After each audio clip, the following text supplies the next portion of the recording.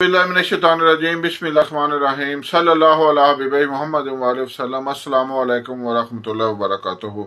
उम्मीद है कि आप हज़रात खैरियत से होंगे। मैं हकीम सफदर तबस्सुम हुसैन सफदर हर्बल क्लिनिक की जानिब से आपसे मुखातब हूँ और आप देख रहे हैं हमारा फेसबुक पेज और यूट्यूब चैनल।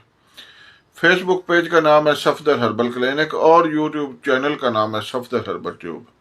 हम अपने पेज और चैनल पर सेहत के लिए इंतहाई मुफीद नुस्खा जात और टोटके शेयर करते हैं जो कि इंसानी सेहत के लिए इंतहाई मुफीद होते हैं। आप भी इनको आगे शेयर करें ताकि दूसरे लोग भी फ़ायदा उठाएं, मेरे और आपके लिए सदका जारिया बने।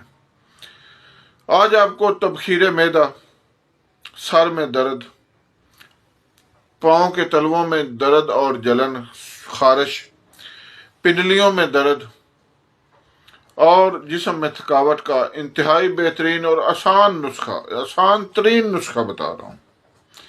जैतून का तेल ले लें, रोज़ाना शाम को पाँव के तलवों में मालिश करें।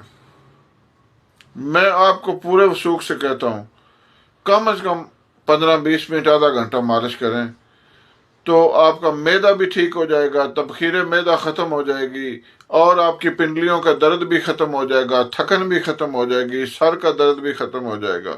इंतहाई मुफीद टोटका है और नुस्खा है। ये है तो